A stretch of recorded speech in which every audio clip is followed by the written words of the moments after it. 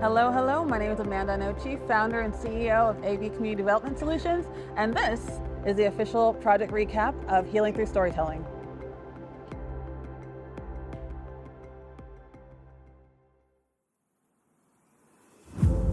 So, the Birth Justice Project represents a landmark effort to center the lived experiences of Black, Indigenous, and marginalized families in shaping equitable reproductive care.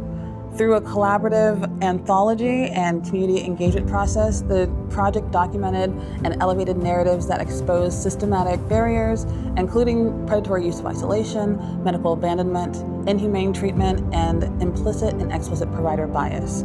By collecting these testimonies, the project created a powerful body of evidence that validated the realities of birthing people too often excluded from formal research and policymaking.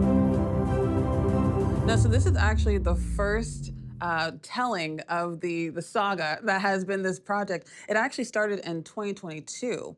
So at the time, I was working in partnership with March of Dimes, the local office here. 4 months into that position, the director of March of Dimes had left. And she's a dear friend of mine, but she left to go to midwifery school. When she left, there was nobody else. And rather than let those projects fall to the wayside, I stepped forward and said, hey, you know what, I'll take it on. Yeah, at the time I was like, I don't want to let this fall through the cracks. And the significance of the storytelling project, you know, bringing women together who had experienced obstetric violence and giving them a space to, you know, not only talk about what they went through, but also be enveloped in love from people who also went through something similar. You know, they understand what you went through. So to be heard and to be allowed to process through some of that trauma, that's what really attracted me to the project.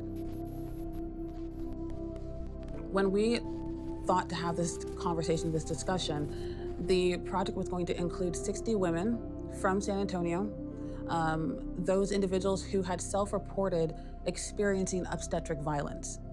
And so, acknowledging the individuals and their experiences, we invited 60 women to come forward so that we could build this this narrative and we could build this profile of what's going on in San Antonio.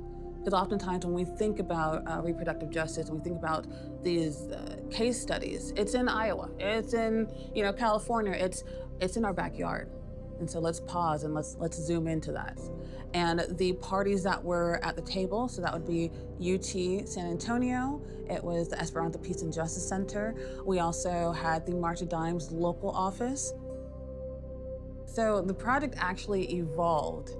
Initially, it was going to just be that point in time conversation with the individuals, the healing circles. So each group had 3 hours to truly just connect, release, process through what they were feeling, and then to envelop each other in love and understanding. And it was an amazing experience. I have so many testimonies from that day of the women who had experienced it.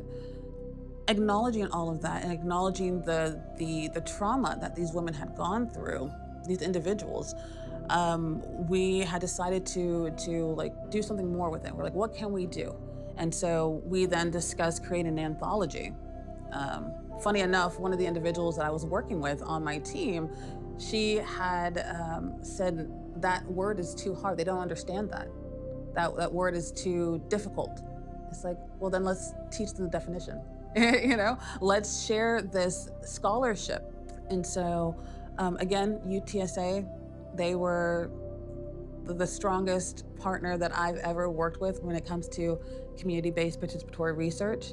And anything that we brought to them, they said, hey, you guys are the experts. You tell us how we need to support you. And they just gave us the space to build and create and collaborate. And it turned into a beautiful project. They represented different areas of San Antonio. So it was actually really cool to see that come forward and these individuals to say, I don't want someone else to go through what I went through.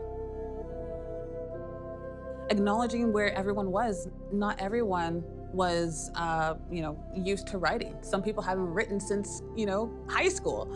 And so not only sharing the opportunity with the women, but walking alongside them and how to go about executing this project in their best ability, with their best foot forward, in their own voice.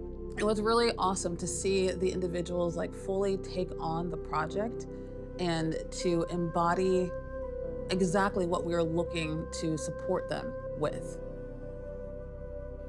And then we then stepped into the design phase. And so actually having the women inform us on how they want to portray their story. In one sense, we are done with the project, but in other areas, we still have a lot more work to do. What has been really awesome and very encouraging has been the reception that we've gotten in San Antonio from different people. We have the women themselves, the participants themselves, but also their family. It was really edifying to be able to continue to support these individuals and provide opportunities for them to continue to tell the story. We did a great job with the anthology. We've sparked a lot of conversation, but there's still much work to be done. But how can we continue? How can we look at the themes that we uncovered? And how can we essentially usher humanity back into the exam room? So regarding the project, the fight continues.